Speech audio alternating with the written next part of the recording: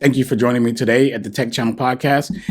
Today is very interesting because, like I said, I became a fanboy for 1 week. So what I did is I made two accounts. I made an iPhone account and I made a Twitter account. Twitter account. My bad. I made an Android account. So one account I was a fanboy for Android, and the other account I was a fanboy for iOS. And I made sure that I tweeted from that device. So I tweeted from my iPhone when I was talking about Apple, and I tweeted from my Android when I was talking about Android. And I hate that we classify Android phones as Android because they're not. I tweeted from my Pixel. I'm going to say that. I tweeted from my Pixel, which pulls up Twitter for Android. So, yeah. With that being said, first, I just want to say that it is exhausting being a fanboy. It is very exhausting. The amount of energy and the amount of thought that I had to put into it to troll someone and to be an asshole, to be a dick, to be a just loving a company so much, it just was too much for a rational thinking person. I literally had to think about what I wanted to say and how can I get to this person by saying this, and how can I look like, I'm a fanboy, or I suck on this company's dick. Like, it was really hard. It was very hard, but I wanted to see what responses I got back and how, like, I guess, or stepping into the mind of a fanboy. It's like when they do those shows where you're trying to step into the mind of a criminal and try to figure out, what's going on with them and how they operate and stuff like that. So that's where I was at. That's where I was at with that. I was trying to see exactly how fanboys operate. So it was a complicated. So I'm gonna break down. I did not screenshot the tweets. I'm so sorry. I thought about doing that, but I just really didn't want to like have a bunch of tweets flying over the screen where I'm talking about this. But I would just kind of like sum everything up of my experience of being on both sides. Okay. And the kind of like the responses that I got from, a lot of people. So it was very interesting. I'll start with iOS side first. So when I tweeted from my iPhone, I spent a lot of time praising Apple and talking about Android being shitty. I was saying a lot of things about Android that was definitely not true, but that's what fanboys do. So I had to really like get into their mind and think how they think, because that's how they think. For instance, if you're wondering some of the things that I say, like Androids have shitty cameras, and that's one of the things that a lot of the fanboys say. They always say that, they talk about features that they don't need. Android don't need, iOS don't need this, and that's stupid. Why would you have that, like reverse charging? We don't need that. Just a lot of different things that I was tweeting about, and saying things, and I was getting responses from people. So the amount of iOS users who responded, they either 100%, wait, let me rephrase that, 1000% agreed with me. And the Android people, there were some that, responded and argued back with me, but a lot of them didn't. They were just like, whatever, dude, troll, you're a fanboy. They give me like one word sentences or 2 words or 3 words and just don't even go back. But then you had that few that will like really take the bait, and then they'll go back and forth with me. And those were the ones that I talked to the most or whatever. So I noticed that was a continued pattern every time. And also secretly, I troll some of my friends that I currently actually talk to every day. That's like the iOS guy that I know and an Android guy. I went to their page at the opposite to try to troll or whatever, and failed attempt because they didn't even bite. They would just probably looked at that post and just said, F this guy, whoever this guy is, right? And they probably looked at my account and seen that like I just made it like last month or whatever, and all of that. So they won't bother by that. So I had to like just go up there and hashtag Android and iPhone and find other people because my friends that I have on Twitter now, they just won't having it. I try my best to troll them, but they just won't doing it. So I guess yeah, that was fun, but they won't having it. So anyways, with that being said, the amount of people that responded when I was, saying how great iOS is, it's the best, nothing is better, and everything like that. And like I say, it was hard to come up with these tweets or whatever because, like I say, this is not me. This is me jumping out of character because I don't praise a company. I definitely I can't see people and how they do that, and it was hard for me to actually, come up with some stuff. But I just started thinking about what all the stuff that other fanboys had said to me under my tweets, and I just started kind of like doing an echo chamber of repeating what they were saying. So I was getting a lot of feedback from a lot of the Android community as far as like some of the people, not everybody. Like I say, not everybody. A lot of people just weren't having it, but a lot of them were responding back. So it got to a point where I start calling them like assholes, and I was like, telling them fuck their mothers, and I really jumped out of character, and I really didn't enjoy that part of it because I felt bad saying that to somebody. But it was for the sake of doing an experiment or whatever. So I hope I didn't really get to anybody deeply about it. I mean, that's some crazy shit to say because I don't like people saying that stuff to me. I block them. So I just hope that, I didn't really get to anybody too much or whatever, but I have to try my best to be an asshole because a lot of fanboys are just straight up assholes, and I had to do an asshole the best way I could. So, yeah, so with iOS, a lot of people agreed with what I was saying. I mean, a lot. I got more people who tweeted from my iPhone that comment under my comments that totally agree with whatever I said. It was just crazy. I could say the dumbest shit and they would grab it like, yeah, Android phones smell like poop and the iPhone is like sniffing gold. And then they were like, yeah, yeah, them shitty Androids and this and that to the third. And they agree with that. And it was just crazy. Like how if you bash another company and they like what they like, then they totally agree and then comment. And like I say, I was trying to troll a lot of Android people, but a lot of them just wasn't having it. Like I say, was a few of them that kind of got through and was going back and forth with me or whatever, until they got to a point. Well, I really got to a point where I wanted to stop because I don't troll. I don't do that. I can't keep going back and forth. I just wanted to get some responses and keep kind of going or whatever. But they will keep going. They're long-winded, or I guess you could say long typing or whatever. They keep going forever.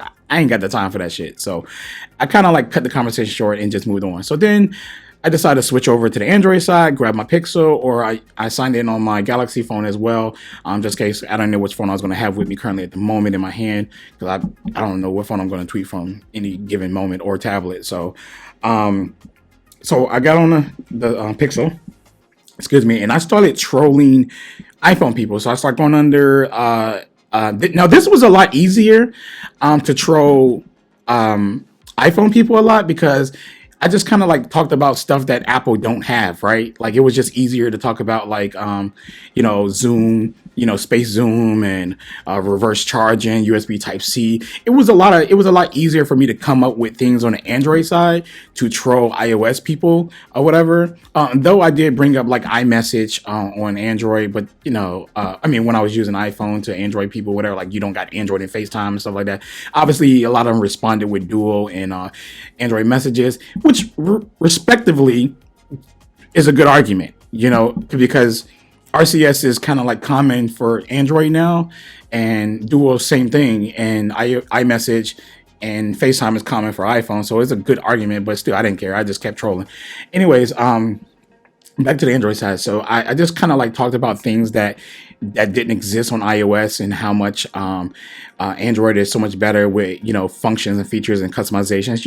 You all heard the story before. We all always know the things that people talk about that iOS don't have that Android can do. Blase blase. Even though no matter what, it's not going to sway somebody from iOS to Android or somebody from Android to iOS. Not everybody. Some people do change over because of they get tired of I guess the repetitiveness that Apple gives. Phone after phone after phone after phone is just the same. Then you got those people who think that every Android phone is the same. And I kind of don't. I don't agree with Android being the same every year. I guess unless you're using a Pixel. But to be honest with you, there's a lot of features that's added like to Samsung phones at the most. But maybe the Pixel may be the same. I don't care. I don't really care about the argument. Anyway, so when it comes to the Android side, I start trolling the iPhone people on the other side or whatever like that, talking about how bad it was and all that stuff like that. And man, I tell you one thing, man, those iPhone people, man. Now this was more interesting because I got more iOS users defending Apple than I got Android people defending Android. Like literally more iPhone people were defending Apple. No matter what I said, they would jump on that post and they would just go against whatever I said or whatever. And I was saying, like I said, I was saying some crazy, shitty stuff as always on both ends. But yeah, in my experiment of doing this, I realized that, well, I didn't realize, it's something I already knew and I always said this. I feel like Apple has more of a cult following that will really defend them like they're part of the company or like Apple is paying them. And I see it more often than less versus the Android side. Now you would tell me, and you're not wrong, that you see a lot of Android people doing the same, and I will 100% agree with you with that. I do see Android people defending Samsung or Pixels or shit. That's all I see because that's all I follow really on Twitter. But yeah, I see that. I see it too. But I see that as more common with Apple users. And I'm not referring to like your average consumer. I really, in my brain, when I see this on Twitter, I'm thinking between the ages of 11 to maybe 17, maybe 19-year-olds are doing this, right? And I could be 100% wrong. It could be grown ass men. But I just find it hard to believe that a grown man will bicker back and forth about a company like that and he doesn't work for them or they're not paying him. I mean, we got real life bills and real life problems, family and everything else. I can't see an actual grown man arguing back and forth about that. So I just assume that it's always kids, teenagers, because iPhones are very popular amongst teenagers. And I can only see them, the ones that's fighting back and forth. But anyways, yes, it was insanely crazy how they defend everything. And there was always like a reason behind why Apple don't have a feature. If I brought up a feature or if I said something crazy about how shitty the cameras are, or I talked about how the contrast of the cameras are, the blacks are really, really black. That's not something that's it's not something that's not known to people. It is a thing with the 13 series iPhones, and I've been shooting with one for a long time now. And yeah, blacks be crushed, and that's a thing. That's not a fake thing. But people, they go into the comments and they defend it and give reasons why. And like, it's crazy because like one person reason is not even the same as another iPhone user's reason. Their reasons be totally different. I even had somebody tell me about like the app library, the use case for it. And they told me a different use case from somebody else versus somebody else versus somebody else and stuff like that. And I was just like, whoa, like they come out the woodwork with this. And again, It was a lot easier on the Android side of me coming up with things because I just had to talk about features that was missing or whatever. And when it came to the iOS side, I just had to like kind of troll somebody more so and just try to talk about ecosystem, fluidity, I guess, simplicity. I don't believe iOS has simplicity, but I brought that up because that's something that people argue or whatever.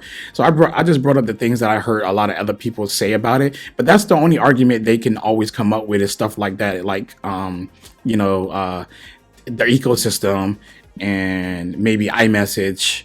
I mean, I don't even know if FaceTime isn't even a real argument anymore because Duo seems to be better, at least in my book. But I really don't know. It was really hard trying to be a iPhone fanboy than it was an Android fanboy, and I guess because it's easier to talk about things that something else doesn't have, so it makes it a lot easier. And a lot of things that iOS do have, Android actually has it, and I'm talking about hardware wise. There's almost no hardware that Apple has that Android doesn't have. I mean, if it's not a Pixel or a Galaxy phone, because we could say, yeah, Androids don't have a mute switch, but OnePlus does. So that's Android. If you want to classify Android as all Androids, then you got to classify every Android made in the world. And if one of them have it, then they have it. So that's it's not a good argument. That's why I like to break down what devices we're talking about. So if we're talking about Samsung and Pixel, I can say, yeah, they don't have that hardware. But yeah, that was like, it was a really interesting experience or whatever like that. And I'm gonna tell you right now that kind of shit fucks up your mental health, because I was mentally somewhere else when I was doing this, and I would never probably do this again, to be honest with you. It really takes you to a different place that you really don't want to be. It makes you a different person than what you are. So I personally will not do this ever again. I will try to get some of these screenshots for you. But I'm not. I don't feel like going through the all the conversations and stuff like that. I should have just, like I said, I should have took them when I was, doing the conversation at the time with it or whatever. Plus, this is a podcast. It's supposed to be audio and video just in case. So in case somebody just listening in, okay, show them if they're listening in. So, yeah. So with that being said, it was interesting. It was an interesting experience or whatever like that, trying to play both sides and see where people's mind is at and mentality, and just trying to be what it's like, see what it's like to be a fanboy. It wasn't pleasing. It wasn't pleasurable at all. So I think I'm going to go ahead and end this podcast here. I just wanted to give you my experience of becoming a fanboy for 1 week on both. It was definitely interesting. It was definitely not fun being a troll. It's a lot of nerve wracking, and just coming up with dumbass excuses to, I guess, protect your brand or make your brand look good. Just coming up with dumb, and it made me feel dumb. Like, it really made me feel like I knew nothing, because despite of the reality of what I was defending, it was set in stone. The things that I defended was set in stone on both ends, and there's nothing that I can really say. But no matter what, I had to find a way to come up with something to defend them, just because that's what fanboys do. And I guess we I guess we got to use that term fanboys a little different, when it comes to tech or certain things, because I'm a Cowboys fanboy, right? Like, I would say that I love the Cowboys. I'm a fanboy of the Cowboys, but I'm not a fanboy where I will defend them. If they lose a game, they lose a game. I'll be like, damn. And that's that, and I'm not going to be like, no, because y'all cheated, or the referee, his big toe was twisted the other day and he was mad and he blamed it on the Cowboys, so therefore he was calling bad calls. Like, I don't really care. Like, I don't really care about stuff like that. So I don't know. I mean, maybe we got to call these guys something beyond a fanboy, because, we're fans of a lot of things in life, right? A fan man, fan girl, fan woman, but we're fans of things, right? There's nothing wrong with being a fan of something, but the way that some of these people on Twitter, kind of fanboy a product or a brand or a company is beyond fanboy to me. Is beyond fanboy. Is deeply rooted psychologically somewhere down there, man. They need help. Seriously need help. I mean, they seriously need help. I thought I was gonna need therapy after this. I mean, after this, but I'm just playing. I'm not that crazy. But yeah, you gotta be somewhere messed up in the head for you to be like that. But anyways, guys, I appreciate you listening in on this podcast. I will catch you next week with the next one. Peace out.